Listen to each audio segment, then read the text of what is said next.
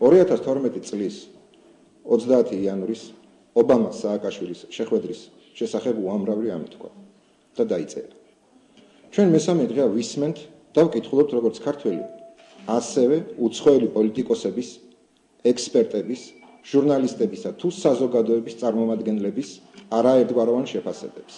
და ჩვენ და სამწუხაროდ არც ერთ მათგანს ამ თემაზე საუბრისას ყურადღება არ გაუმახვილებია ყველაზე მთავარი ფაქტისთვის, რომ არც საქართველოს და არც ამერიკული შეერთებული შტატების პრეზიდენტს საკუთარ განცხადებაში არ უხსენებიათ საქართველოში კონფლიქტების დარეგულირების საკითხი.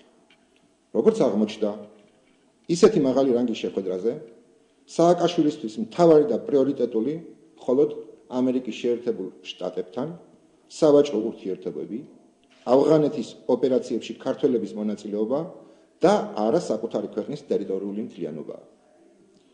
ეს კიდევ ერთხელ ადასტურებს დღევანდელი ხელისუფლებისა და პირადად მის დამოკიდებულებას აფხაზეთისა და ცხინვალის რეგიონის პრობლემებზე.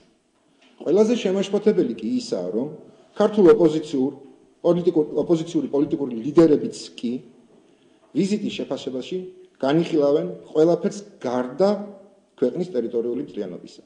ისინი ასევე საერთოდ არ ახსენებენ ქვეყანაში არსებულ პოლიტპატიმრებს და 26 მაისს სააკაშვილის ხელისუფლების მიერ მოწყობილ სისხლიან სადამსჯელო ოპერაციებს, რომლის შესახებ საკუთარ დასკვნებში უმძიმეს შეფასებას აქვეყნებს მსოფლიოს უკლებლივ ყველა საერთაშორისო უფლებადაცვითი ორგანიზაცია.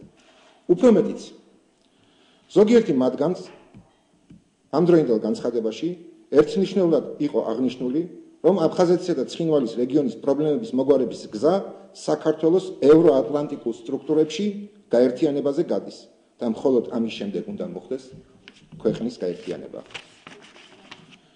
ხელისუფლება კარგახანია გვაჩვევს, რომ უნდა დავივიწყოთ აფხაზეთი და ცხინვალის რეგიონი.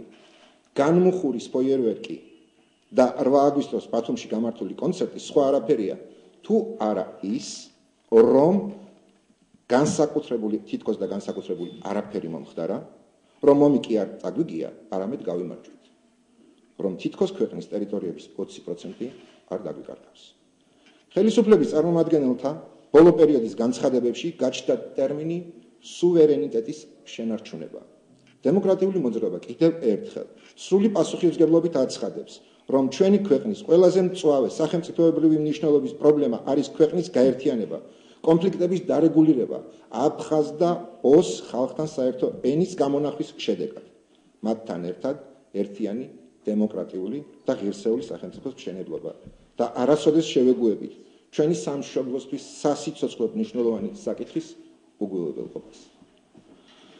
ამის შემდეგ თუ კიდევ ვინმე გააკეთებს კომენტარს იმის შესახებ, რომ ეს საკითხი ისედაც იგულისხმება ამ შეხვედრას გაჟღერებულ ფაქტებში, ეს აბსურდია და მეთანხმე თამაში და ყველა რანგის შეხვედრაზე, ყველა რანგის ოფიციალურ დოკუმენტში მითითებული უნდა იყოს საქართველოს ტერიტორიული მთლიანობა და მისი აღდგენის გზები.